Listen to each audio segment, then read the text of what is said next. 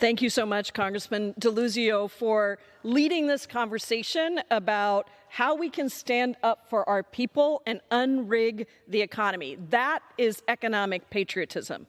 I want to be very clear. Our economy has been rigged by giant corporations and the wealthiest for way too long.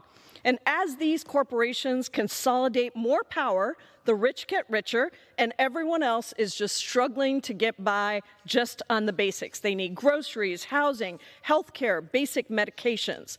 Private insurance companies are now buying up your local health care clinics and doctors' offices. In my home state of Washington, a handful of health care systems control 90% of hospital beds.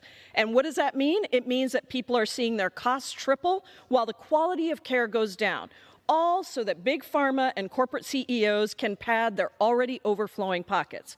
Mergers are pushing independent grocery stores out of business. Today, just a few supermarket chains control all of the grocery stores in the country. Albertsons and Kroger's, two of the big grocery chains, actually tried to merge, and I was so proud to lead the amicus brief with other members of Congress to actually oppose that merger. And thanks to Democrats and the FTC under Lena Khan, we were able to stop that merger. Because we know and we've seen that when these mergers happen, corporations shut down stores, they fire workers, and they raise prices.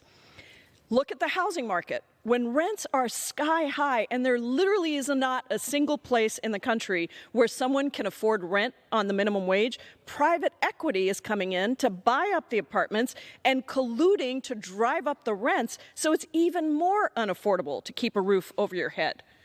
It wasn't always this way. From World War II to the late 1970s, we actually rigorously enforced our antitrust laws to ensure that mom and pop businesses had a chance to compete against these mega companies. Consumers had choices and workers had good jobs. And you know what? Our economy actually grew.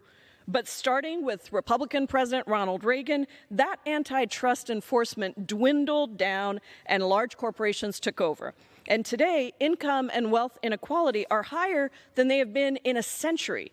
And 2 months into the Trump administration, wages are still low and prices are still high.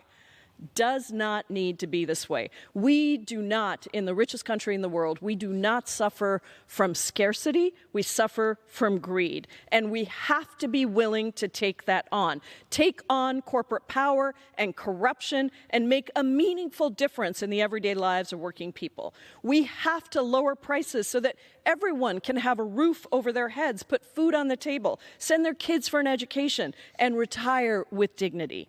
We have to have living wages for every worker, and we have to tax the billionaires so that they just pay a little bit more of their fair share like everyone else is doing.